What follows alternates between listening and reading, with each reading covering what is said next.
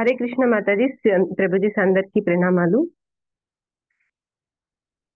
ఈరోజు భాగవతం క్లాస్ తీసుకోవడానికి మెయిన్ కారణం మాతాజీ ఇంకా ప్రభుజీ వాళ్ళు పాల్గొని ప్రభుజీ యొక్క బ్లెస్సింగ్స్ తో తీసుకుంటున్నాను. ప్రభుజీ ఏదైనా నా వల్ల ఏదైనా కొంచెం మిస్టేక్ కానీ ఏదైనా ఉంటే నన్ను క్షమించాలి. ఏదైనా మీకు కొంచెం మంచిగా అనిపిస్తే ఆల్ గ్లోరీస్ టు పాల్గొని ప్రభుజీ.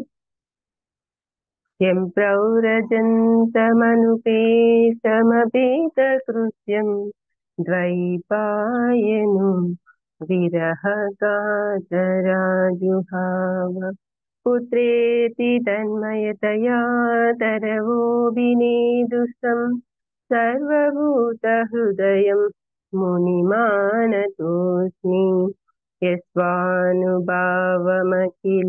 श्रुतिसारमेकम् आद्यात्मदीपमतिदीक्षतां तमूलम् संसारिणां करुणयाः पुराणगुह्यं तं व्याससूनुमुपयामि गुरुमुनीनाम्।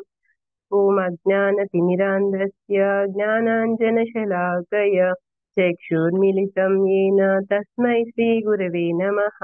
श्रीचैतन्यमनोभीष्टं स्थापितं येन भूतले स्वयं रूप कदा मह्यं ददाति स्वपदान्तिकं।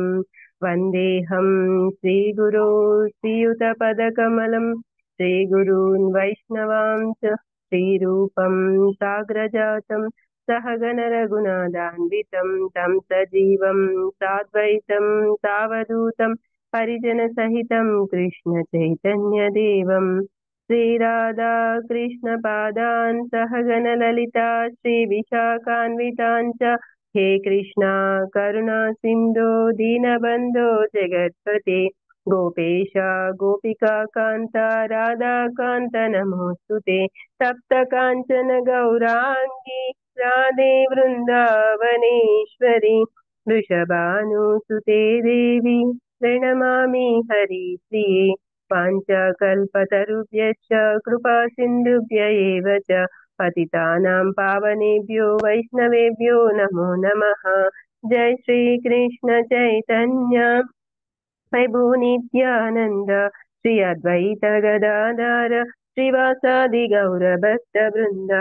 हरे कृष्णा कृष्ण कृष्ण हरे हरे हरे राम राम राम हरे हरे। ओम नमो भगवते वासुदेवाय। ओम नमो भगवते वासुदेवाय। हरे कृष्ण माताजी, ప్రభుజీ అందరికీ ప్రణామాలు. ఈ రోజు శ్రీమద్ భాగవతం చతుర్థ స్కందం అధ్యాయం 22 45వ శ్లోకం. సైనాపత్యం సైనాపత్యం చ రాజ్యం చ దండనేతృత్వమేవ చ సర్వలోకాధిపత్యం చ వేద శాస్త్ర విదర్హతి. ఇక్కడ ఏం చెప్తున్నారంటే, మనం ఇప్పటి వరకు పృథు మహారాజు గురించి చెప్పుకున్నాము. ఇన్ని శ్లోకాల వరకు మనకు ప్రభుజీ చెప్పారు. ఎప్పుడైతే కుమార గణనం వస్తారు, వాళ్ళు వచ్చి పృథు మహారాజ్ దగ్గరికి వచ్చినప్పుడు, ఇప్పుడు పృథు మహారాజ్ కి ఈ కుమార గణనం మధ్య జరుగుతున్న చర్చ ఇప్పుడు నడుస్తుంది.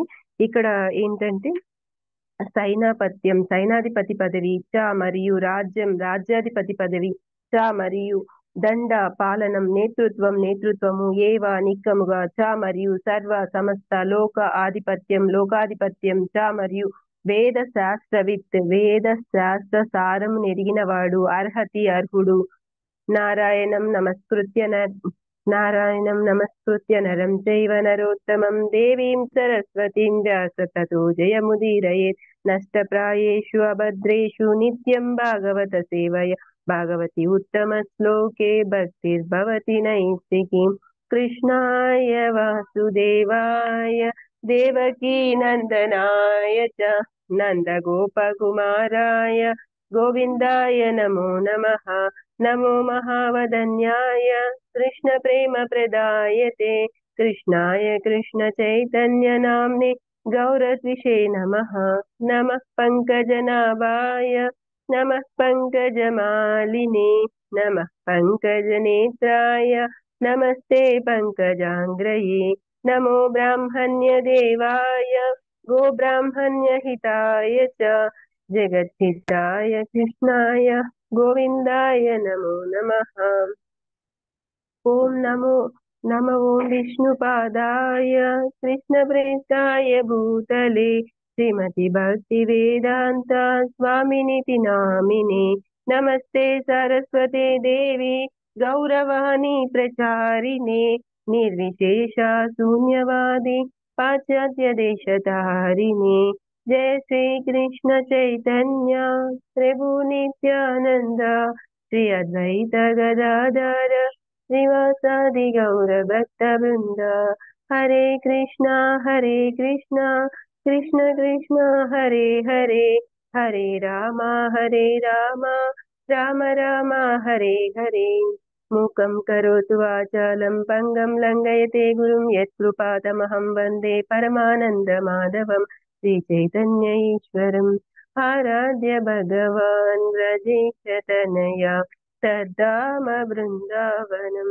रम्या कासित उपासना व्रजवधू वर्गेण वा कल्पिता श्रीमद्भागवतं प्रमाणममलं प्रेमापुमार्तो महान् श्रीचैतन्य महाप्रभो मतमिदं तत्रादराना परौ।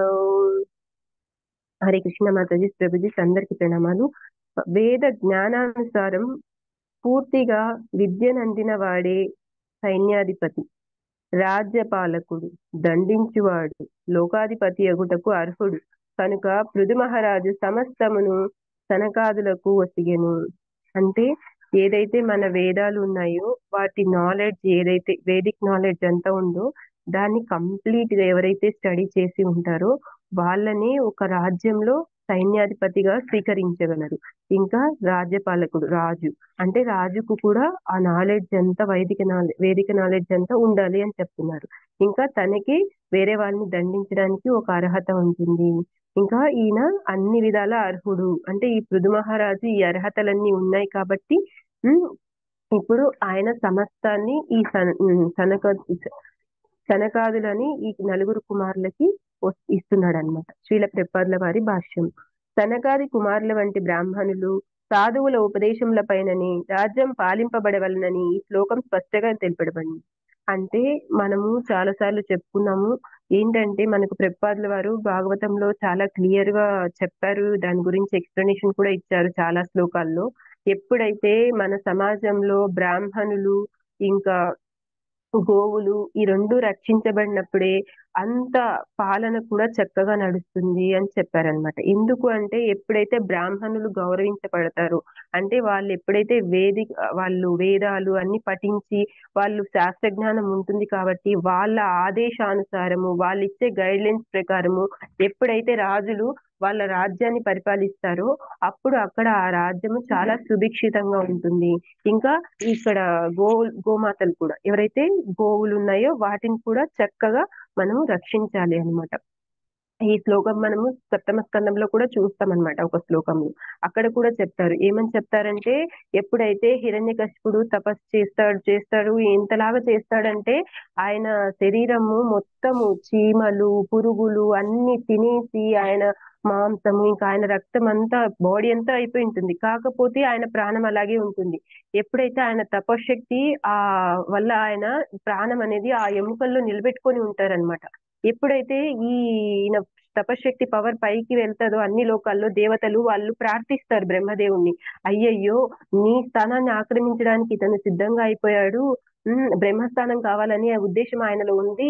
ఎప్పుడైతే నీ స్థానం ఆయన ఆక్రమించారో ఇంకా అప్పుడు బ్రాహ్మణులు గోవులు రక్షించబడవు.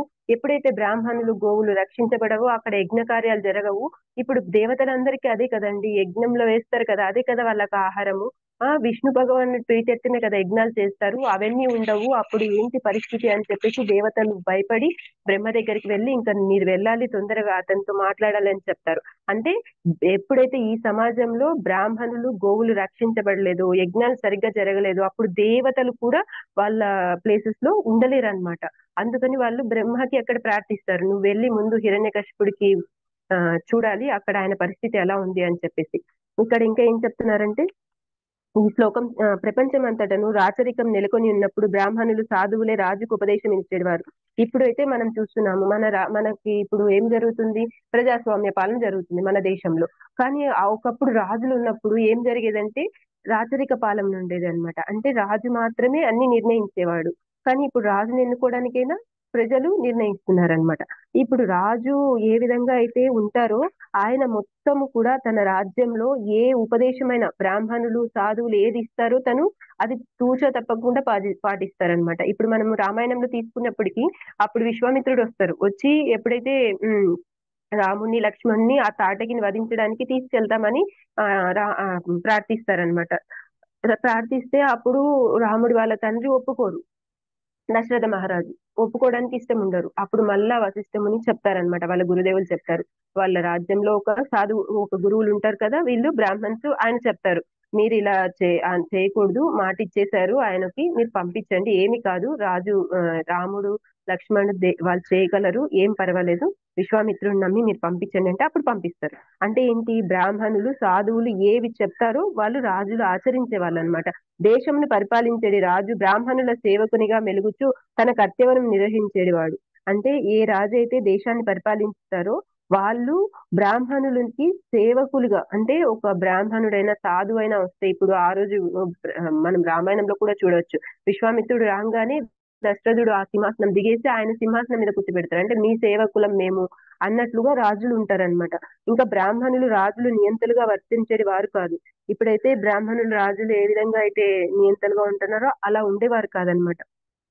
ఇంకా తామే రాజాధిపతులమని వారు విర్రవీగేడి వారు కాదు. రాజులు ఎప్పుడు కూడా మేమే రాజులము, మాదే ఆధిపత్యం అని ఎప్పుడు వాళ్ళు ఆధిపత్యం చూపించేవారు కదా, అధికారం చూపించేవారు కాదు. ఏదైతే బ్రాహ్మణులు, సాధువులు వాళ్ళు చెప్తారో వాళ్ళ నిర్దేశానుసారం యజ్ఞాలు చేసేవారు. వాళ్ళ నిర్దేశానుసారమే అన్ని కార్యాలు చేసేవారు అనమాట.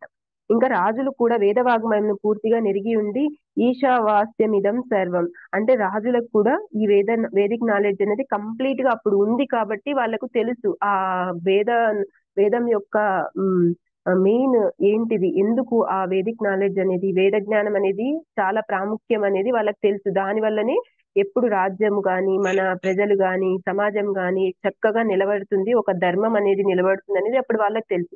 ఇప్పుడు అలా కాదు, వాళ్ళకి నచ్చినట్టు ఇప్పుడు రాజులకి అలాంటిది లేదు. ఇప్పుడు మన పొలిటీషియన్స్ ఎవరైతే ఉన్నారో వాళ్ళకి ఇట్లాంటి నాలెడ్జ్ లేదు కాబట్టి వాళ్ళు ఎలా అంటే వాళ్ళకి నచ్చినట్టు అధికారం చేసేస్తున్నారు అనమాట.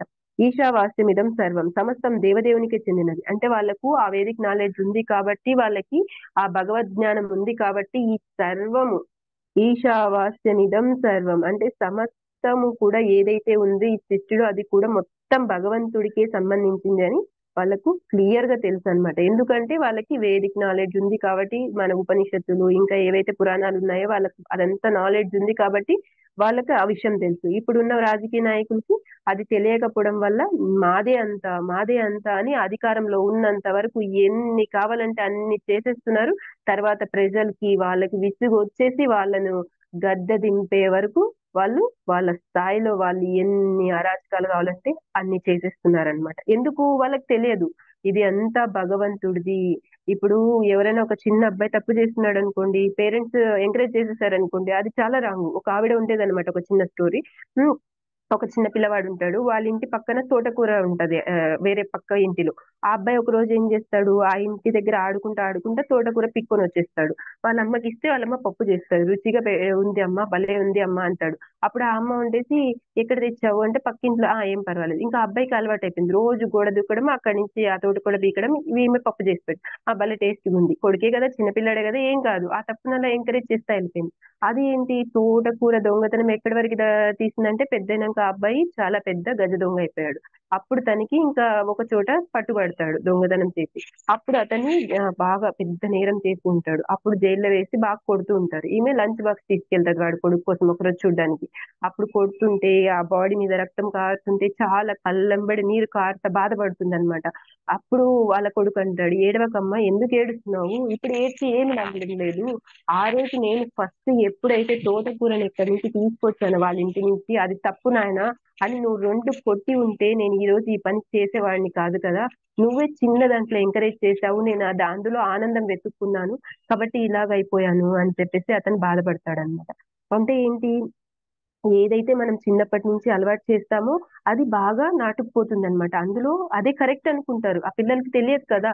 కాబట్టి చిన్నప్పటి నుంచి మనము భగవద్గీత, భాగవతం మనకు మనకు బాలగోవింద్ ప్రభుజీ వల్ల ఎన్ని జరుగుతున్నాయంటే ఈరోజు శతశ్లోకిన పండితు, ఇంకా భాగవతం క్లాస్, భగవద్గీత క్లాసెస్, మాతాజీలు ఎంతమంది మాతాజీలు, మా అబ్బాయిలకి శతశ్లోకిన పండితులో అప్పుడు నిర్మల మాతాజీ అయినా, సుమన మాతాజీ అయినా, ఇంకా ఎంతమంది మాతాజీలు భగవద్గీతలు, ఇంకా పద్మావతి మాతాజీ అయితే కంప్లీట్ భగవద్గీత ఎంతమంది పిల్లలు ఉన్నప్పటికీ ఇంట్రెస్ట్ గా నేర్పించి వాళ్ళకు క్విజ్ పెట్టి టెస్ట్ పెట్టేసి చివరికి వాళ్ళకి ప్రైజెస్ కూడా పంపించేవారు. మా ఇంట్లో ఇప్పటికీ 2 బుక్స్ ఉన్నాయి. హనుమాన్ బుక్ ఒకటి పంపించారు మాతాజీ, ఇంకోటి శ్రీమద్ భాగవతంది అన్ని కలర్ఫుల్ గా ఉంటుంది అనమాట.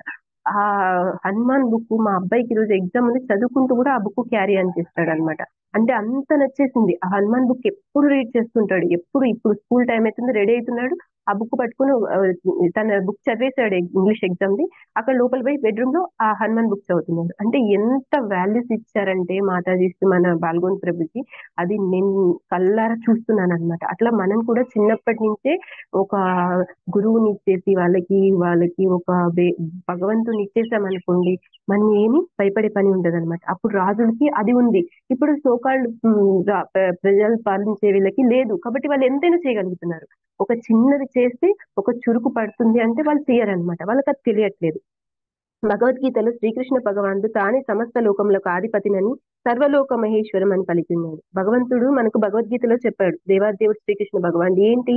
సర్వలోక మహేశ్వరం అంటే లోకాలన్నిటికీ నేనే అధిపతిని. అంటే విశ్వ సృష్టికి ముందు ఉన్నారు భగవంతుడు. అంత ప్రళయం అయిపోయిన తర్వాత కూడా తను ఉంటారు. అందరూ వెళ్ళిపోతారు బ్రహ్మతో సహా.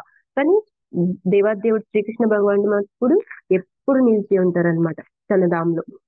కనుక తను రాజ్యాధినేతనని ఎవ్వడు పలకజాలడు. అనగా రాజు, రాష్ట్రపతి లేదా దేశాధినేత అయిన వాడు తాను యజమాని కాదని, సేవకుడని ఎల్లప్పుడూ గుర్తుంచుకొనవలెను. ఏంటి? సర్వలోకాలకు భగవంతుడే అధిపతి అయినప్పుడు ఇంకా రాజు ఎప్పుడు కూడా నేనే అధికారి, నేనే రాజ్యాధినేతను, నేనే అధిపతిని అని ఎప్పుడు, నేను యజమాని అని ఎప్పుడు అనుకోకూడదు అనమాట. నేను సేవకుణ్ణి అని నిరంతరం ఎల్లప్పుడూ తను గుర్తుపెట్టుకోవాలి. మనం కూడా కృష్ణ భక్తుల్లాగా ఉన్నప్పుడు మనం కూడా చాలా చాలా అలర్ట్ గా ఉండాలి. మనకు తెలియకుండా మనలో కూడా చాలా వచ్చేస్తాయి అనమాట. అరే నేను చేస్తున్నాను, వీళ్ళు చేయట్లే అని ఒక చిన్న భావన, ఇట్లాంటివన్నీ స్టార్ట్ అయిపోతాయి. అందుకని మనం ఎప్పుడు కూడా దాసానుదాసులము, కృష్ణుడికి సేవకులము అని మనం ఎప్పుడు గుర్తు పెట్టుకోవాలి అనమాట. లేదంటే మనకి మన ఇంద్రియాలు ఉన్నాయి, అవి వాటికి ఏమైతాయి, పవర్స్ వచ్చేస్తాయి. ఎట్లయితే పాముకి కూరలు పీకేస్తే అవి ఉన్నప్పటికీ ఏం ప్రాబ్లం లేదు, లేదంటే అది కాటేసే ఛాన్స్ విషము. అట్లా మనలో ఉన్న కూరలు కూడా అవి వాటికి కూరలు పీకలేదనుకోండి, అవి ఎప్పుడొకసారి మనకి కాటు వేసి విషం చిమ్ముతాయి అన్నమాట. ప్రస్తుత కాలమున రాజు లేదా రాష్ట్రపతి తాను భగవత్ సేవకుడనడి విషయమును మరచి ప్రజా సేవకుడనని తలచుచుండును. చూడండి, ఇప్పుడున్న రాజులు ఏం చేస్తారు? నేను భగవంతుని సేవకుని కాదు, ప్రజల సేవకుని, మీ సేవకుని అని ప్రజల దగ్గరికి వెళ్తున్నారు. ప్రజల సేవకుడు కాదు, భగవత్ సేవకులని వాళ్ళు గుర్తు పెట్టుకోవాలి. సోకాళ్ళు మన దేశంలో ఇప్పుడు ఒక స్థాయిలో చూస్తున్నాం. మనం ఎప్పుడైతే మన అధికారంలో ఉన్నారో వాళ్ళు ఉన్నప్పుడు మనకి భగవత్ సేవ అనేది జరిగింది. ఈ రోజు అయోధ్య రామ మందిరం రావడమైనా, ఇప్పుడు మన జగన్నాథపురిలో అవన్నీ తీసి మళ్ళీ ఆ టెంపుల్ డెవలప్మెంట్ చేయడమైనా, ఇవన్నీ జరుగుతున్నాయి అన్నమాట. అంటే దాన్ని ఒక మనం ఎగ్జాంపుల్ గా చూసుకోవచ్చు. ఒక భగవంతుడే అధికారి అని తెలిసిన వ్యక్తి ఏ విధంగా పరిపాలన ఉంటుంది, అంతకుముందు వాళ్ళని చూస్తే మనం అప్పుడు ఎలా ఉంటుంది అనేది ఒక ఎగ్జాంపుల్ మన కళ్ళెదుట కనిపించేది అనమాట. ఆ ప్రజల ప్రస్తుత ప్రజాస్వామ్య ప్రభుత్వము ప్రజల ప్రభుత్వం అని, అనగా ప్రజలచే ప్రజల కొరకు ఉన్నట్టి ప్రభుత్వం అని చాటి చెప్పబడినది. ఇప్పుడు మనం ఏదైతే ఈ సొసైటీలో ఉన్నామో ఇక్కడ ఏం చెప్తున్నారు? ఈ ప్రభుత్వాన్ని ఏమంటారు? ప్రజాస్వామ్య ప్రభుత్వం అంటారు. అంటే ఎందుకు? ప్రజల ప్రభుత్వం అని, ప్రజల కోసమే అని, ప్రజల చేతనే అని, ప్రజల కొరుకే అని ఇలా చెప్తారనమాట. కానీ అది కరెక్ట్ కాదు. ఎప్పుడు ఇదంతా కూడా భగవత్ సేవకులు, అందరూ కూడా భగవత్ సేవకులు అని గుర్తు పెట్టుకోవాలన్నమాట. కానీ ఇటువంటి ప్రభుత్వం వేదములచే ఆమోదించబడలేదు. ఈ ప్రజల చేత, ప్రజల వలన ఇది మనకి మనకి గవర్నమెంట్ ఇవ్వలేదు. ఇది ఒక వ్యక్తి తనంతకు తను స్థాపించినది అనమాట. అలా ప్రొలాంగ్ అవుతూ ఉంది.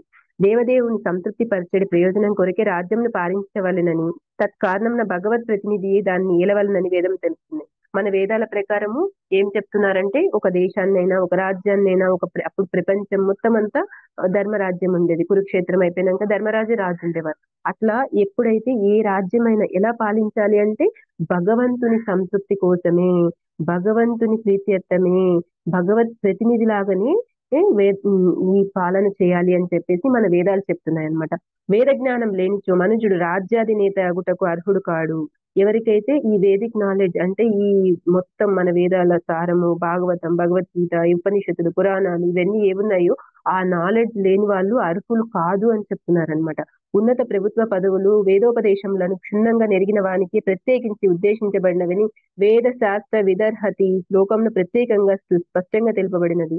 ఏదైతే ప్రభుత్వంలో పదవులు ఉన్నాయి కదా, అవన్నీ కూడా ఎవరికి ఇవ్వాలంటే వేదాల యొక్క ఉపదేశాలు ఎవరికి క్షుణ్ణంగా అంటే బాగా నీట్ గా క్లియర్ గా బాగా అర్థం చేసుకొని ఉన్నారో వాళ్ళకే ఇక్కడ ఉంది అని చెప్పేసి మన వేదాల్లో క్లియర్ గా ఉందన్నమాట. ఒక రాజు అయిన రాజు, సైన్యాధిపతి, సైనికుడు, పౌరుడు ఏ విధంగా వ్యవహరించవలెనో వేదములలో నిశ్చయమగు ఉపదేశములు కలవు. అంటే రాజు ఎలాగుండాలి, సైన్యాధిపతి ఎలాగుండాలి, సైనికుడు ఏ విధంగా ఉండాలి, ఒక పౌరుడు ఎలా ఉండాలి, ఇవన్నీ కూడా మన వేదాల్లో క్లియర్ గా ఎక్స్ప్లెయిన్ చేస్తున్నారనమాట. ఇంకా ఏం చెప్తున్నారంటే కానీ దురదృష్టవశాత్తు ప్రమాణములను ఉదాహరించకనే ఉపదేశములు కావించు నామమాత్ర తత్వవేత్తలు ఈ కాలంలో పెక్కురు కలరు. కానీ మన దురదృష్టం ఏంటంటే ఇవన్నీ ఏమి లేకుండానే, అంటే ఈ వేదాల్లో ఏ విధంగా చెప్పబడ్డాయో అవన్నీ ఏమి లేకుండా, అలాంటి అర్హతలు లేకుండా ఈ నామమాత్రం ఎవరు తత్వవేత్తలు వాళ్ళకి నచ్చినది ఊహించుకొని రాస్తారు చూడండి, వాళ్ళే ఎక్కువ ఈ కాలంలో చాలా మంది ఉన్నారనమాట మన పొలిటీషియన్స్. పలువురు నాయకులు ఆ అప్రమాణిక ఉపదేశంలోనే అనుసరించుతున్నారు. అంటే ఒక ప్రామాణికం ఉండదు. ఇప్పుడు చూడండి మనం భగవద్గీత వింటున్నాం, మన ఇస్కాన్ వాళ్ళు ఏమంటారు, భగవద్గీత యథాతథం అంటారు. అంటే కృష్ణుడు ఏ విధంగా బోధించాడో అర్జునుడికి అలాగే మన గురు పరంపరలో అందించబడింది అనమాట. ఇంకా ఏదైతే మనము భాగవతం ఇవన్నీ చదువుతున్నామో అవన్నీ పరంపర నుంచి ఏ విధంగా అయితే మనకు ఫస్ట్ స్కంధంలో భాగవతంలో వస్తుంది అనమాట. అంటే ఒక అక్కడ వర్ణిస్తారు ఏమని, ఒక మ్యాంగో ఫ్రూట్ ఉంది ట్రీ పైన, రాయి వేసి కొట్టామనుకోండి కింద పడింది, అది మాగిన పండు కింద పడితే పగిలిపోవచ్చు లేదా ఏదైనా డ్యామేజ్ అవ్వచ్చు, పచ్చివైనా గీతలు పడవచ్చు, ఏమైనా అవ్వచ్చు.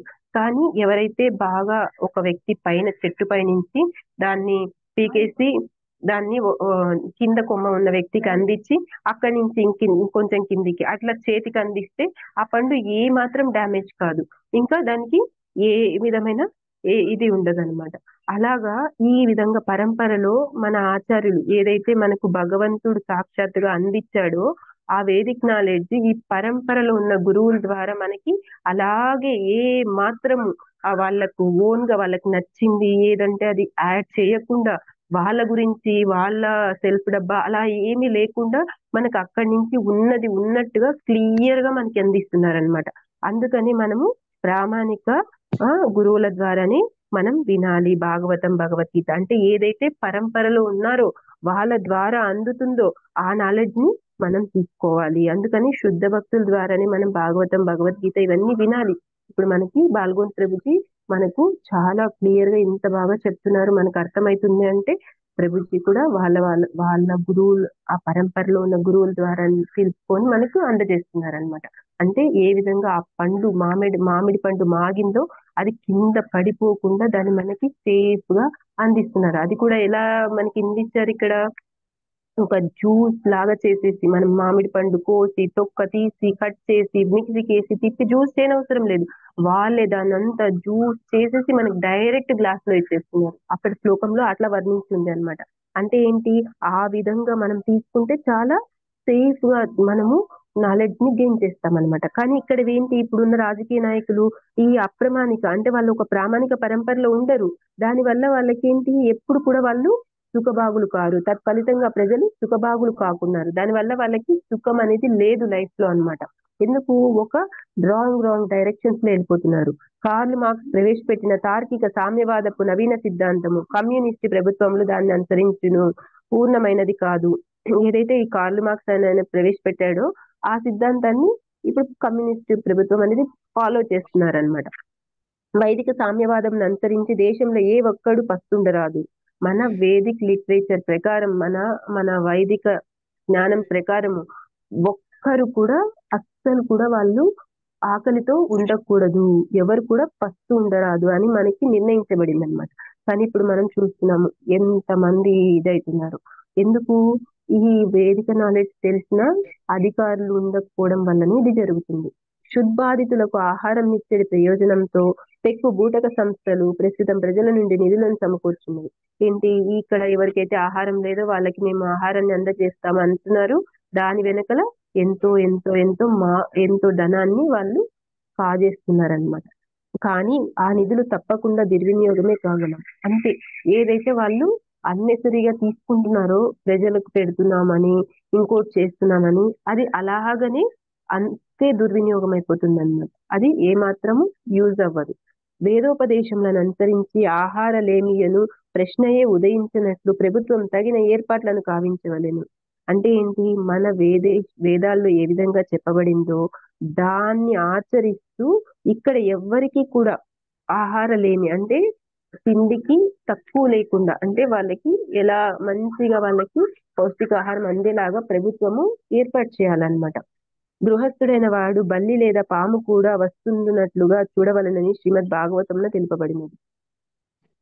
అంటే ఏంటి, మనం ఎప్పుడైతే గృహస్థులం ఉన్నామో చూడండి, ఒక బల్లి అయినా ఒక పాము అయినా ఫస్ట్ ఉండకూడదంట. దానికి కూడా మనం కడుపు నింపాలంట. ఎంతలాగా మనకి వేదం చెప్తుందో. కానీ ఇక్కడ మనుషులే విలవిలలాడిపోతుంటే కూడా అరాచకాలన్నిటికీ మన కళ్ళతో మనం ఇప్పుడు చూస్తున్నాం. దారుణం జరిగిపోతుంది. ఎందుకు, ఈ వేదిక్ నాలెడ్జ్ లేని వాళ్ళే ఈ ప్రభుత్వంలో వివిధ పదవుల్లో ప్రతి చోట ఉండడం వలన ఇంత దారుణం అనేది మన దేశంలో కాదు, మన ప్రపంచంలో అంతటా కూడా చూస్తున్నాం అన్నమాట. అంటే ఏంటి, ఇప్పుడు మనం గృహస్థులం కదా, ఒక బల్లి మన ఇంట్లో ఉన్నా అది పుష్టిగా ఉందా లేదా మనం చూడాలి. ఇంకా ఒక పాము వస్తే కూడా అప్పుడు మనకి చాలా మందికి తెలుసు, పాలు పెట్టేవాళ్ళు. ఇప్పుడు మనకు కూడా ఆచారం ఉంది కదా, ఒక సాంప్రదాయము. మనమైతే ఒక సంవత్సరానికి ఒకసారి ఫాలో అప్ చేస్తాం. నాగుల పంచమి అనేది ఆ పుట్టలోకి వెళ్ళి పాలు వేస్తాం. అంటే మనకి వేదిక్ నాలెడ్జ్ లో ఉంది. అది ఏమని ఉంది, మనము ఒక పామునైనా కడుపు నిండుగా ఉంచుతాము, పట్టులు ఉంచము, ఒక బల్లినైనా కడుపు నింపుతాము అనేసి చెప్తున్నారనమాట. ఇంకా ఇక్కడ అయినను నిజమునకు ఆహారలేమి అనే ప్రశ్నయే లేదు. అంటే మనము జంతువులకు కూడా ఫుడ్ పెడుతున్నప్పుడు ఇంకా మనుషుల గురించి ఇంకా ఏం విధంగా మనం తీసుకోవాలి అంటే ఆ క్వశ్చనే లేదని చెప్తున్నారు మనకి. బాల్కొన్ ప్రభుజీ చెప్తారు, ఏ జీవి కూడా ఆహారం లేకుండా ఉండడు. ఎందుకంటే భగవంతుడు అందరి కోసం అన్ని ఏర్పాట్లు చేసే ఉన్నారు. ఇప్పుడు కొండ చిలువ ఉంది, అది ఎక్కడ కదలది, ఏమి ట్రై చేయదు, కానీ దాని కడుపు నిండిపోతుంది. ఇంకా అట్లా పోలార్ బేలు ఎడారుల్లో ఎక్కడెక్కడ ఉన్నప్పటికీ అక్కడ వాటి కడుపు నిండిపోతుంది కదా. అంటే ఏంటి, సర్వ జీవులకి భగవంతుడే పోషకుడు, ఆయనే అంత చేస్తున్నాడు. కానీ సోకాళ్ళు ఈ జీవులకు తెలియదు కదా. మానవ జన్మ తీసుకొని మనకి నాలెడ్జ్ అంతా ఇచ్చినప్పటికీ ఇది చదవలేదు కదా, దీన్ని పట్టించుకోవట్లేదు కదా, వినట్లేదు కదా. ఇప్పుడు అంతా మారిపోతున్నారు, ఏది పడితే అది తీసుకొని వెళ్ళిపోతున్నారు, అప్రమకానికంగా షిఫ్ట్ అయిపోతున్నారు. దానివల్ల ఏమైతుంది, ఏది పడితే అది చేసేస్తున్నారు, ఎట్లా నచ్చితే అట్లా చేసేస్తున్నారు అనమాట. దానివల్ల వాళ్ళకి సుఖం లేకుండా ఇంకా శాంతం లేకుండా వాళ్ళు అనుకున్న ప్లాన్స్ సక్సెస్ అవ్వట్లేదు అనమాట. ఏలయనగా సమస్తం దేవదేవుని ఆస్తి, అందరికీ తగినంత ఆహారం లభించినట్లుగా అతడే చూడగలడు. ఏదంటే ఈ సృష్టి అంతా భగవంతుడిది, ఈ ఆస్తి ఇది అంతా కూడా భగవంతుని ఆస్తి అన్నమాట. కాబట్టి భగవంతుడు ఏం చేస్తాడు, అందరికీ తగినట్లుగా మనకి ఆహారం లభించేటట్లు చేస్తారనమాట. కనుకని వేదములలో కఠోపనిషత్తు 2.2.13 2.2.13లో ఏకో బహూనాంయో విదదాతి కామాన్ అని చెప్పబడినది. భగవంతుడే ఎల్లరకు సమస్త జీవన అవసరంలో సుగును. అంటే మనకు ఇక్కడ ఏం చెప్తున్నారు, కఠోపనిషత్తు అని మనకి వేదముల్లో ఏం చెప్తున్నారంటే, మొత్తం ఏకో బహూనాంయో విదదాతి కామన్ అంటే ప్రతి ఒక్కరికి కూడా అవసరాలు తీర్చేది భగవంతుడే. ఆహారం లేని అని ప్రశ్ననే ఉండదు. అందుకే ఎవరైనా వస్తున్నచో అది కేవలం నామమాత్రమగు పాలకుడు, అధ్యక్షుడు లేదా రాష్ట్రపతి యొక్క దుర్నిర్వాహకం వలనే జరుగుతుండును. అంటే ఏంటి, ఈ విధంగా భగవంతుడే ఈ సృష్టి అంతా చేసేది, పోషించేది, లయించేది ఎంత ఈయననే. కాకపోతే పదవులు ఇస్తారు. ఇప్పుడు బ్రహ్మకి సృష్టి కార్యం చేయడానికి గర్భోదకశాయి విష్ణువు యొక్క నాభి కమలం నుంచి బ్రహ్మ వస్తారు. వెంటనే దర్శనం దొరకలేదు. ఆయనకి వేదోపదేశం చేసింది భగవంతుడే. వెంటనే దొరకలేదు. ఆయన కొన్ని కోట్లాను సంవత్సరాలు తపస్సు చేశారనమాట. ఫస్ట్ ఆయనకి అర్థం కాదు. ఆయన ఒక్కడే ఉంటాడు. ఫస్ట్ ఆది కవి ఆయన కదా, తొలి జీవి కదా. అప్పుడు ఆయన కమలంలోంచి వస్తాడు. గర్భోదకశాయి విష్ణువు యొక్క తామరతూడులోంచి అక్కడి నుంచి వచ్చేసి ఆ కమలంలోంచి వస్తాడు. వచ్చి చూసుకుంటాడు, వెతుక్కుంటాడు. ఇంకా కమలంలో తూడులోకి వెళ్ళిపోతుంటాడు. ఆ నాభి దగ్గరికి వెళ్ళిపోయి తన మూలం ఎత్తుక్కోవాలని చూస్తాడు. అప్పుడు ఆయనకి తప అనే వర్డ్ వినిపిస్తుంది. అప్పుడు ఆయనకి అర్థమైపోతుంది తపస్సు చేయాలని. కొన్ని కోట్లాను కోట్లాను సంవత్సరం తపస్సు చేస్తే అప్పుడు భగవద్ దర్శనం దొరుకుతుంది. మనకి ఇది 3వ స్కందంలో వస్తుంది అనమాట. ఆ భగవద్ దర్శనం ఎలా ఉంటుందంటే ఫస్ట్ ఆయనకి ఆ భగవంతుని యొక్క పాద చరణాలు కనిపిస్తాయి, దర్శనం కనిపిస్తాయి బ్రహ్మకి. తర్వాత అక్కడి నుంచి ఆయన చూస్తుంటే తర్వాత ఆయన స్మైల్, దరహాసం, భగవంతుని యొక్క దరహాసం, అట్లా భగవంతుని ఆ రూపం కనిపిస్తుంది. అప్పుడు ఆయనకి బ్రహ్మ హృదయంలోనే భగవంతుడు మొత్తం వేదాలన్నీ ఉపదేశించేస్తారనమాట. ఆ విధంగా అప్పుడు బ్రహ్మ సృష్టి చేయడానికి మళ్ళా భగవంతుని ప్రార్థిస్తాడు. 3వ స్కందంలో మనకి అదంతా క్లియర్ గా వస్తుంది. అప్పుడు ప్రార్థించి అప్పుడు సృష్టికి స్టార్ట్ చేస్తారనమాట. ఇంకా మళ్ళా పోషించేది మనకు విష్ణు భగవానుడే. తర్వాత మళ్ళా లయం చేయడానికి శివుడు. ఇదంతా కూడా భగవంతుని సృష్టి, భగవంతుని ద్వారా జరుగుతుంది. దేవాదేవుడైన శ్రీకృష్ణ భగవానుడు ఇదంతా చేస్తున్నారనమాట. అక్కడ చెప్తాడు బ్రహ్మ ఏమని పొగుడతాడంటే, ఎప్పుడైతే ఆయనకి భగవద్ దర్శనం జరుగుతుందో అప్పుడు పొగుడతాడు ఆయన భగవంతుడు. ఏమని అంటే అక్కడ ఎక్కడైతే భగవంతుడు అక్కడ మనకి బృందావనంలో శ్రీకృష్ణ భగవానుడు లీలలు చేస్తారు కదా, రాసలీల చేస్తారు కదా, ఆ రాసానందం ఏదైతే ఉందో ఇక్కడ గర్భోదకశాయి విష్ణువు ఏ విధంగా ఈ సృష్టి స్థితి లయ చేస్తున్నారో అక్కడ కూడా నాకు ఈ ఆనందం కనిపిస్తుంది. మీ రాసానందం అంటే ఏంటి? దేవాదేవుడు శ్రీకృష్ణ భగవాన్కి ఇక్కడ గర్భోదకశాయి విష్ణువుకి తేడా లేదని అక్కడ బ్రహ్మ క్లియర్ గా చెప్తున్నారనమాట. అట్లా ఈ సృష్టి అంతా ఆయన చేస్తారు, ఆయనే పోషిస్తారు, ఆయన మళ్ళీ లయం అయిపోతుంది. అక్కడ చెప్తారు భగవంతుని దేవాదేవుని యొక్క శ్వాస మాత్రమే మన ఇదంతా ప్రళయం ఇదంతా జరిగిపోతుంది అనమాట. శ్వాస మాత్ర కాలంలోనే అన్నమాట. అంత చిన్నది. అలాంటి దాంట్లో ఈ నాయకులు ఈ అసలు ఎవ్వరు పస్తుండే క్వశ్చనే లేదు, ఎవరికి ఆహారం లేదు అనే క్వశ్చనే లేదనమాట. ఎందుకు? పోషించేది ఆయనే, అందరి జీవిత అవసరాలు భగవంతుడే తీరుస్తాడు. కానీ ఇంకా చాలా మందికి ఆహారం దొరకట్లేదు, వాళ్ళు ఇలా బాధపడుతున్నారంటే కేవలం ఒకటే ఒకటి కారణం అన్నమాట. ఏంటి ఆ కారణం అంటే, ఎవరైతే పాలకులు ఉన్నారో, ఎవరైతే అధ్యక్షులు ఉన్నారో, రాష్ట్రపతులు ఉన్నారో వాళ్ళ యొక్క దుర్నిర్వాహకమే. అంటే వాళ్ళు చేసే ఆ, ఇప్పుడు సరైన కార్యక్రమం కాకపోవడం వల్ల ఇలా జరుగుతుంది. వాళ్ళ పాలన వల్లనే ఇలా జరుగుతుంది అన్నమాట. దాన్ని దుర్వినియోగం చేస్తున్నారు. వాళ్ళ పాలన, వాళ్ళ అధికారం కోసము, వాళ్ళ ఇంకోటి వాళ్ళు వచ్చిన నిధులనైనా దుర్వినియోగం చేయడం వల్లనే ఇట్లా అందరూ కూడా ప్రజలు బాధపడుతున్నారు. కేవలం వాళ్ళే కారణం అనేసి మనకి ఇక్కడ క్లియర్ గా చెప్తున్నారు అనమాట. కనుక వేద జ్ఞానము, వేద శాస్త్రవిత్ లేనివాడు రాష్ట్రపతి, అధ్యక్షుడు వంటి పదవులకు పోటీ పడరాదని స్పష్టపరపబడినది. ఏదైతే వేద జ్ఞానం లేదో, వేద శాస్త్రాల గురించి వాళ్ళు చదివి ఉండలేదో అలాంటి వాళ్ళకి రాష్ట్రపతి పదవి గాని లేదా అధ్యక్షత పదవి గాని అసలు పోటీ చేయడానికి కూడా వాళ్ళు అర్హులు కాదు అనేసి ఇక్కడ మనకు చెప్తున్నారనమాట. పూర్వకాలంలో రాజులు రాజర్షులై ఉండేది వారు. అంటే పూర్వకాలంలో ఎలా ఉండే వాళ్ళంటే రాజులంతా రాజర్షులు అనమాట. ఇప్పుడు మనకు జనక మహారాజుని తీసుకోవచ్చు. ఆయన రాజ్యాన్ని పరిపాలిస్తున్నారు, ఆయన పని ఆయన చేస్తున్నారు. కానీ అలాగే ఆయన ఋషి కూడా. అంటే ఏంటి? దాంతో అటాచ్మెంట్ లేదు. ఎలాగైతే ఆయన రాజ్యాన్ని చక్కగా పరిపాలిస్తున్నాడు, ఎక్కడ ఏది లేదు, అన్ని సుభిక్షంగా నడుస్తున్నాయి, అన్ని బాగా కరెక్ట్ గా ఉన్నాయి. ఎందుకు? ఆయన ఆ ఋషిలాగా, అంటే ఆయనకు ఆ వేదిక్ నాలెడ్జ్ అంతా తెలుసు. దాంట్లో అటాచ్మెంట్ లేడు. మనం కూడా భక్తులం కూడా ఎలా ఉండాలి అంటే అలాగా. ఇప్పుడు గృహస్థులు ఉన్నాము, మేము భక్తి చేసుకోవాలి, కృష్ణ భక్తి, మనం అడవికి వెళ్ళిపోతాము తపస్సు చేస్తామంటే కాదు. మనం అన్ని పనులు వదిలేసి పొద్దున్నే చాంటింగ్ చేసుకుంటాము, అయిపోయిన వెంటనే మళ్ళీ మన ప్రోగ్రామ్ స్టార్ట్ అవుతాయి. మళ్ళీ వండడము, పిల్లలకి స్కూల్ పంపించడం, ఇవన్నీ జరుగుతాయి. అన్ని ఆపేసి మనం కూర్చుంటామంటే చేయకూడదు. మన గృహస్థ కార్యాలన్నీ చేస్తున్నప్పటికీ దాంతో మనకి అటాచ్మెంట్ ఉండకూడదు అనమాట. అలాగా అప్పుడు రాజులు రాజర్షులుగా ఉండేవాళ్ళు. మనం జనక మహారాజుని యొక్క ఎగ్జాంపుల్ గా తీసుకోవచ్చు. అనగా వారు రాజులుగా కొనసాగుతున్నప్పటికీ సాధు సమానులై ఉండేది వారు. అంటే వాళ్ళు రాజ్యాన్ని పరిపాలిస్తుంటారు, కానీ సాధువులలాగే ఉండేవాళ్ళు. వాళ్ళ నాలెడ్జ్ అయినప్పటికీ, వాళ్ళ బిహేవియర్ అయినప్పటికీ ప్రతిదీ కూడా సాధు సమానంగా ఉండేది. వారెన్నడూ వేద ఉత్తర్వులను తోసిపుచ్చడి వారు కాదు. అంటే వేదాల్లో ఏవైతే ఉపదేశాలు ఉన్నాయో వాటిని వాళ్ళు తీసి పడేసేవాళ్ళు కాదు, వాటిని చక్కగా పాటించేవారు అనమాట.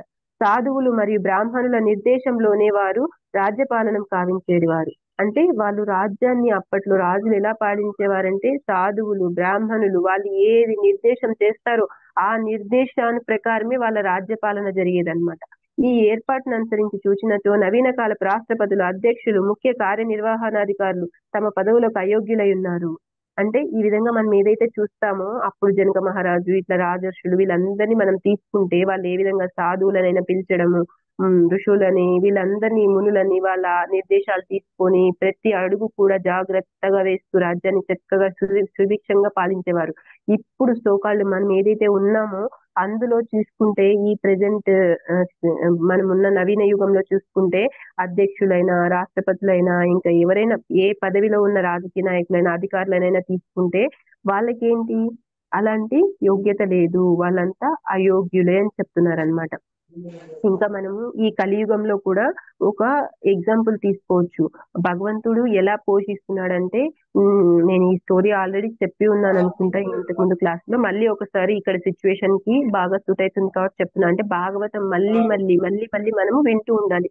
ఇక్కడ ఏంటంటే రామానుజాచార్యులు ఉన్నప్పుడు అక్కడ మనకి కళ్యాణ వెంకటేశ్వర స్వామి టెంపుల్ అని వస్తుంది తిరుమల దగ్గర, అక్కడ తిరుపతిలో. అక్కడ ఆ టెంపుల్ దగ్గర ఏంటంటే ఒక వ్యక్తి వచ్చేసి రోజు ప్రసాదం తీసుకుంటాడు. అక్కడ పులిహోర ప్రసాదం ఒక కప్పు తీసుకుంటాడు, వెళ్ళిపోడు.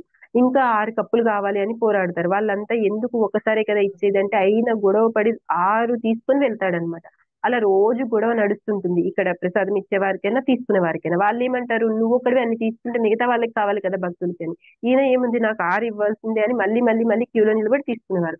ఒకరోజు భగవద్ రామానుజాచార్యులు చూస్తారు, ఏంటి ఈ పరిస్థితి, ఎందుకు ఇలా జరుగుతుంది అనేసి వాళ్ళను పిలిపించి అడుగుతారు, ఎందుకు ఇలా గొడవ జరుగుతుందంటే ఈయనైతే ఈ వ్యక్తి ఉన్నారు కదా రోజు 6 సార్లు తీసుకుంటారు అని చెప్తే ఎందుకు ఆయన ఇట్లా తీసుకురండి అనేసి భగవద్ రామానుజాచార్యులు అడుగుతారనమాట. రామానుజాచార్యులు అడుగుతారు పిలిచి, దగ్గరికి పిలిచి, ఎందుకు నాన్న ఇలా నువ్వు రోజు ఇలా ఎందుకు తీసుకుంటున్నావు, ఏంటి పరిస్థితి, నువ్వు ఏదైనా పని చేస్తావా చెప్పు, టెంపుల్లో నీకు ఏదైనా సేవ ఇస్తాను అంటారు. అంటే లేదు లేదు నాకు 6 మంది చిన్న పిల్లలు ఉన్నారు, నేను ఇక్కడ సేవ చేస్తా ఉంటే వాళ్ళని అక్కడ ఎవరు చూస్తారు, నేను వాళ్ళ సేవ చేసుకోవాలి అని చెప్తారనమాట. సరే సరే నువ్వు ఇంకా ఇలా చేయొద్దు, నేను ఒక నీకేమొచ్చు చెప్పు అంటే అప్పుడు విష్ణు సహస్రనామాల్లో ఒకటి చెప్తాడనమాట. అది చెప్తే ఇంకా సరే నువ్వు ఈ శ్లోకాన్ని ఎప్పుడు ఉచ్చరిస్తూ ఉంది, ఇంకా నీకేం ప్రాబ్లం అవ్వదంటారు. ఇంకా ఆయన గురువులు కదండి, శుద్ధ భక్తులు కదా, ఏదైతే శుద్ధ భక్తులు చెప్తే ఇప్పుడు మనలాంటి వాళ్ళ వెళ్ళి ఏదైనా ఒక సొసైటీలో కానీ ఎక్కడన్నా కానీ మనం ఏదైనా చేంజ్ చేయాలని మాట్లాడామనుకోండి, అవతల వాళ్ళు యాక్సెప్ట్ చేసే విధం కూడా ఉండదు. కానీ శుద్ధ భక్తులకి ఆ ఇది ఉంటుంది అన్నమాట. అంటే ఏంటి, వాళ్ళు భగవంతునితో అటాచ్ అయి ఉంటారు, వాళ్ళకి ఎప్పుడు ఆసక్తి భగవంతుని మీదే ఉంటుంది. కాబట్టి వాళ్ళు చెప్పంగానే వీళ్ళు యాక్సెప్ట్ చేస్తారు, ఇంకా ఏం మాట్లాడరు. ఇంకా అప్పట్లో ఎక్కువ రెస్పెక్ట్ ఉండేది. అప్పుడు ఆయన సరే సరే అని వెళ్ళిపోతారు.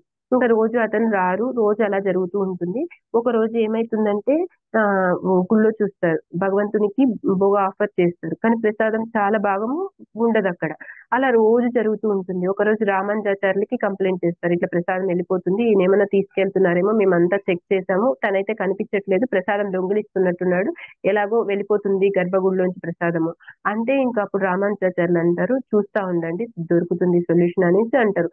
ఒకరోజు నది దగ్గర వెళ్తారు, అప్పుడు వెళ్ళినప్పుడు ఈ వ్యక్తి కనిపిస్తారు. అప్పుడు రామానుజాచార్యులకి నమస్కారం చేస్తారు. అప్పుడు రామానుజాచార్యులు అడుగుతారు, ఏమైంది ఈ మధ్య నువ్వు కనిపించట్లేదు రావట్లేదు అంటే, మా ఇంటికి రోజు ఒక చిన్న పిల్లవాడు వస్తున్నాడు, అతను మాకు కావాల్సినంత ఆహారం రోజు తెచ్చి పెడుతున్నాడు అని. అప్పుడు ఆయనకి అర్థమవుతుంది రామానుజాచార్యులకి, అంటే సాక్షాత్తుగా వెంకటేశ్వర స్వామి భగవంతుడే ఒక చిన్న పిల్లాడి రూపంలో అక్కడ గర్భగుడిలోంచి ప్రసాదం తీసుకొని వెళ్ళి వాళ్ళకి ఇస్తున్నాడు. అంటే ఏంటి, మనకైనా కూడా పోషకుడు భగవంతుడే, ప్రతి విషయం కూడా డిసైడ్ చేసేది భగవంతుడే ప్రతిది కూడా. కానీ మనకి ఇంకా అంత అవగాహన రావట్లేదు, ఇంకా అంత నమ్మకం రావట్లేదు అన్నమాట. వాళ్ళకి శుద్ధ భక్తులకు తెలుసు, వాళ్ళకి క్లియర్ గా అర్థమవుతుంది. మనం కూడా ఎప్పుడైతే భగవంతుని మీద ఆసక్తి పెట్టుకొని నమ్మకంతో ఉంటామో, ఈ భగవద్గీత, భాగవతము, వేదాలు, పురాణాలు వీటి మీద మనకు కూడా ఒక నాలెడ్జ్ వచ్చింది అనుకోండి, అప్పుడు మనకు కూడా కొంచెం కొంచెము అనుభూతి చెందుతాం అన్నమాట. కానీ దాన్ని మనం ఎక్స్ప్రెస్ చేయలేము, కానీ అనుభూతి చెందుతాం అన్నమాట. ఇంకా ఇక్కడ ఏం చెప్తున్నారంటే, ఈ ఏర్పాటును అనుసరించి చూచినట్టు నవీన కాలపు రాష్ట్రపతులు, అధ్యక్షులు, ముఖ్య కార్యనిర్వహణాధికారులు తన పదవులకు అయోగ్యులై ఉన్నారు. వేదపరమగు పరిపాలన జ్ఞానం లేకపోవుట మరియు సాధువులు బ్రాహ్మణుల నిర్దేశంను వారు గ్రహించకపోవుట దానికి కారణము. ఇక్కడ ఏం చెప్తున్నారంటే వేదాల పరంగా ఏదైతే చెప్పి ఉన్నారో అంటే ఈ విధంగా పరిపాలించాలి, ఈ విధంగానే రూల్స్ చేయాలి అని చెప్పేసి సాధువులు బ్రాహ్మణులు నిర్దేశాన్ని ఇదంతా వీళ్ళు తీసుకోవట్లేదు ఇప్పుడున్న ప్రజెంట్ పరిపాలనలో. అప్పుడు దానివల్ల ఏమైతుంది, ఆ ఈ వేదాలను వేదాలు చెప్పిన ఉపదేశాలను వేదముల ఆజ్ఞలను బ్రాహ్మణుల ఆజ్ఞలను ఉల్లంఘించిన కారణంలోనే పృథు మహారాజు తండ్రి బ్రాహ్మణులచే చంపబడింది. అదే ఈ పృథు మహారాజు అయితే ఎంత చక్కగా రాజ్యాన్ని పరిపాలిస్తూ ఎంత సుభిక్షంగా ఉందో, ఎంత బాగా బ్రాహ్మణులకి ఇప్పుడు సనత్ కుమారులు వస్తే వాళ్ళకి ఎంత బాగా ఈయన మర్యాదలు చేస్తున్నారు, ఎంత చక్కగా ఈయన రాజ్యం ఉంది. కానీ వాళ్ళ తండ్రి వేణురాజు ఉన్నారు కదా, ఆయన అయితే వేదాలన్నీ ఉల్లంఘించేశాడు, బ్రాహ్మణులు చెప్పినది ఉల్లంఘించేశాడు. చివరికి ఆయన చేసే దౌర్జన్యాలు చూడలేక బ్రాహ్మణులతోనే ఆయన చంపబడ్డాడు అన్నమాట.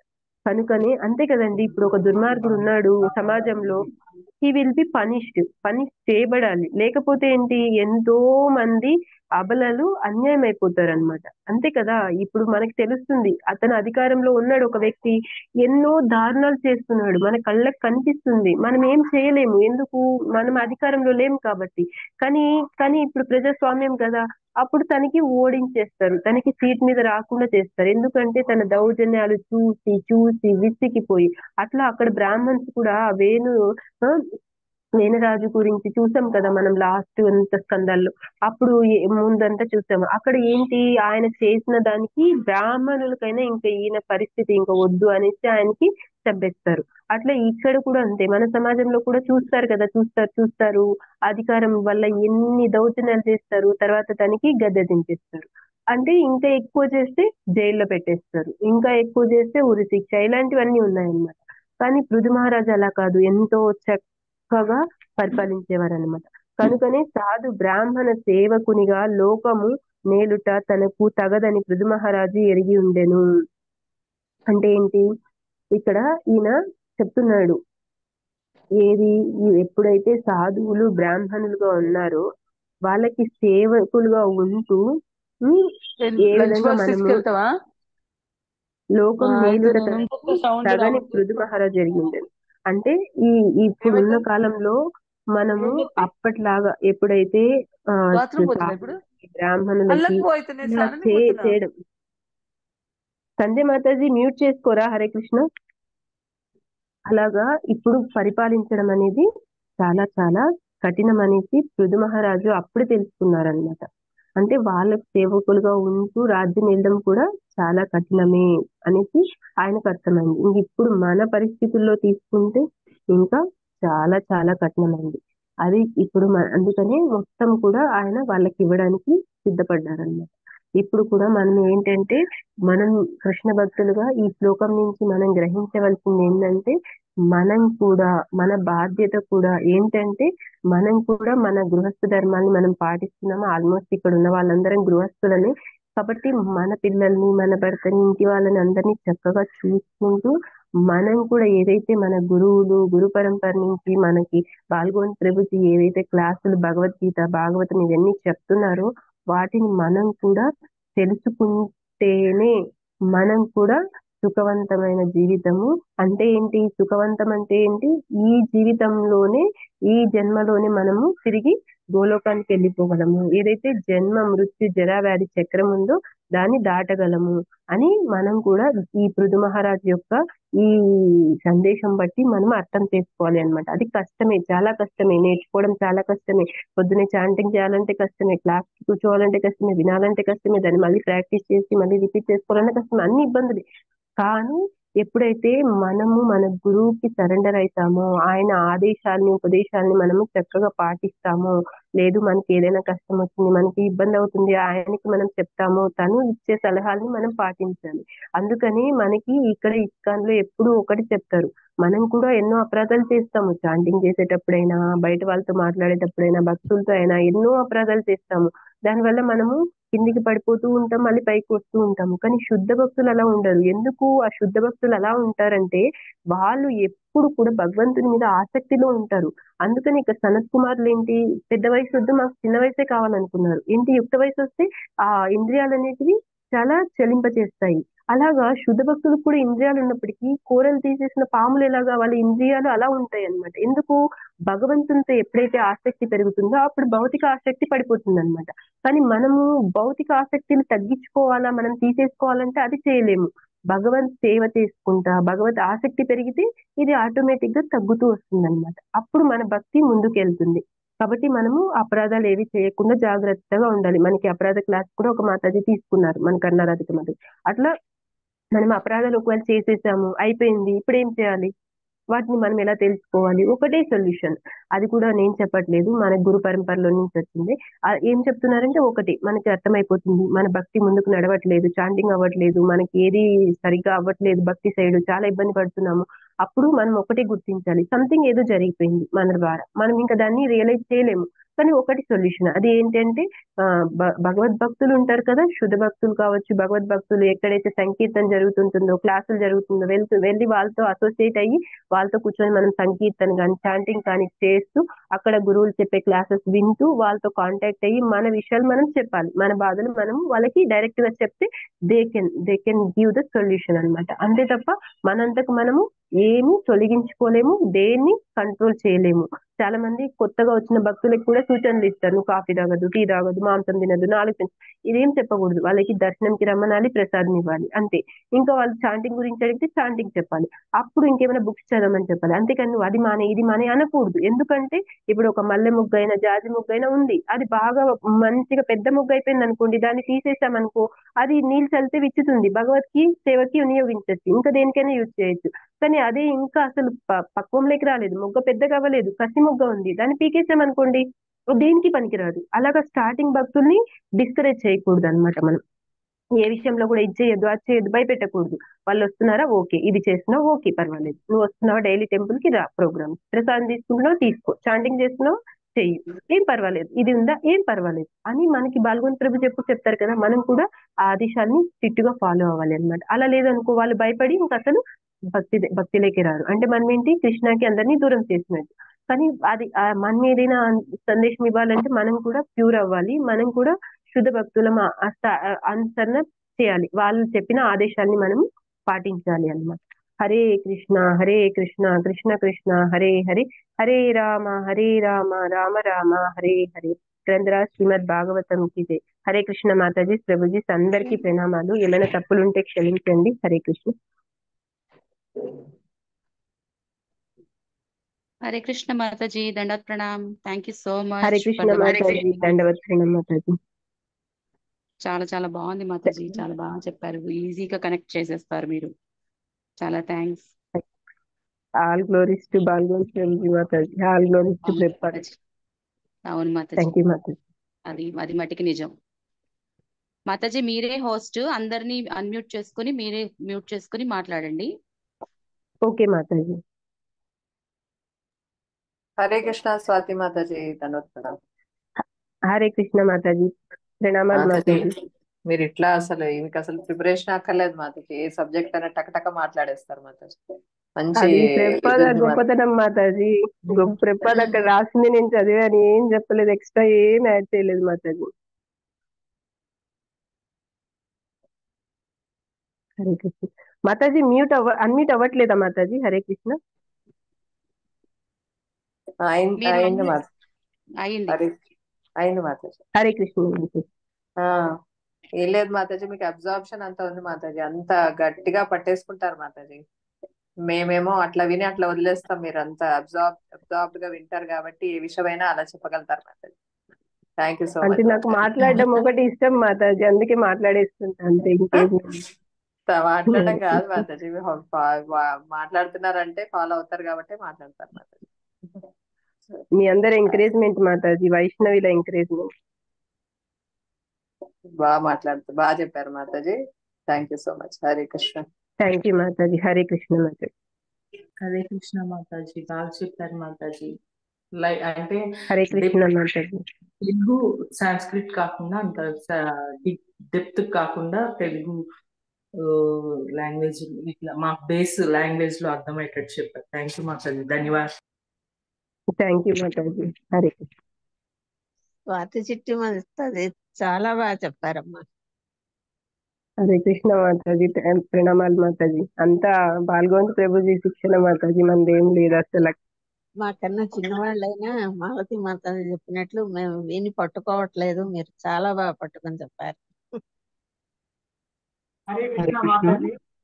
హరే కృష్ణ మాతాజీ, హరే కృష్ణ ప్రభుజీ, ప్రణామాలు ప్రభుజీ. మాతాజీ, దండోత్ ప్రణామ్.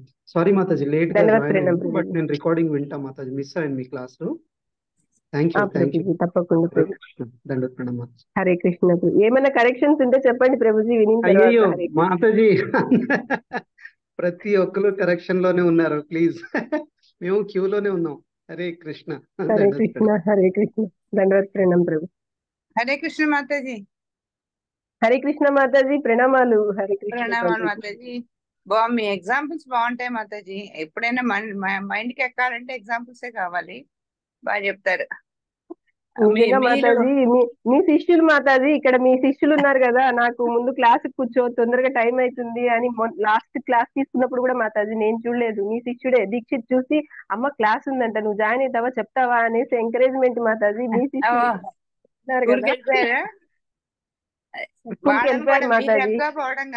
అబ్జర్వ్ అవడం కాదు, వాళ్ళతో కూడా అబ్జర్వ్ చేయించేశారు. అవును, కానీ మీరు మాతాజీ మెయిన్ అసలు మీరు ఇచ్చారు కదా మాతాజీ ఆ హనుమాన్ బుక్, ఎప్పుడు చదువుతుంటాడు మాతాజీ మా చిన్న అబ్బాయి. ఇప్పుడు ఎగ్జామ్ ఉందంటే అవునా? ఇంగ్లీష్ బుక్ చదివేశాడు, ఇంకా స్కూల్ కి వెళ్ళాలి, యూనిఫామ్ వేసుకోవడానికి లోపలికి వచ్చి ఏం చేస్తున్నాడు అని చూస్తే ఆ బుక్ పట్టుకొని చదువుకొని సంకలు పెట్టుకొని దాచి పెట్టుకొని వెళ్ళిపోతున్నాడు మాతాజీ. హనుమంతుడు స్కూల్ బ్యాగ్ లో కూడా ఉంటుంది రాయించేస్తారు. మాతాజీ. స్కూల్ బ్యాగ్ లో కూడా పెట్టుకొని పోతాడు మాతాజీ. నిన్న చూసాము ఎన్ని బుక్స్ ఎందుకు బరువు ఉన్నాయంటే ఆ బుక్ ఒకటి ఉంది మాతాజీ బ్యాగ్ లో. హరే కృష్ణ మాతాజీ. హరే కృష్ణ మాతాజీ, హరే ప్రణామాలు. కృష్ణ. థ్యాంక్ యూ అడిగానే సో మచ్ చేస్తాను. మాతాజీ. హరే కృష్ణ. చెప్తాను మాతాజీ, తప్పకుండా మాతాజీ. మాతాజీ. థ్యాంక్ యూ మాతాజీ. హరే కృష్ణ. స్వాతి హరే మాతాజీ. కృష్ణ మాతాజీ, ప్రణామాలు. హరే కృష్ణ మాతాజీ, మీ ప్రణామ్. ప్రణామాలు Mataji. We can left Mataji. Mataji అయిపోయిందా మాతాజీ క్లాస్? క్లాస్ అయిపోయింది మాతాజీ, ఇంకా లీవ్ అయిపోవడమే మాతాజీ. మనం ఎవరైనా మాట్లాడేది ఉంటే మాట్లాడేది, ఇంకా లీవ్ అయిపోవడమే మాతాజీ. ఓకే మాతాజీ. హరే కృష్ణ.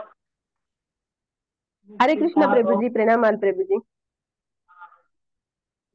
చాలా బాగుంది. చాలా మంచి ఎగ్జామ్స్ ప్రతి మార్క్ కూడా చాలా బాగుంది. అంత దండవత్ ప్రణాం ప్రభు, దండవత్ ప్రణాం. Thank you Prabhu.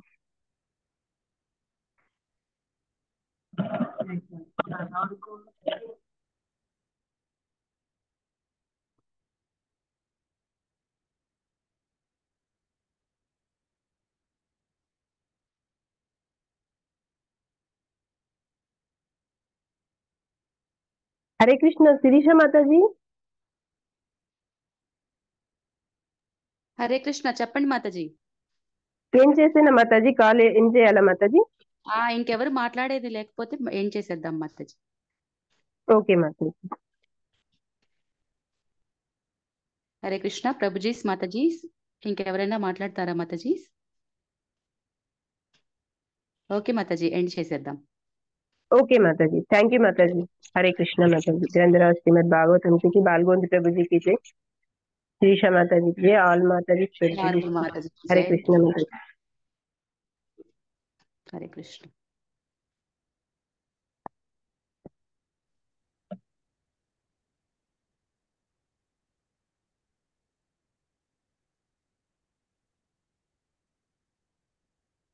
Call end చేసేయండి Mataji.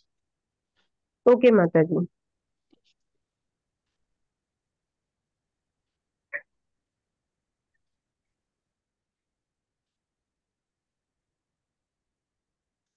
Hare Krishna Mataji, thank you for giving this opportunity. Thank you Mataji.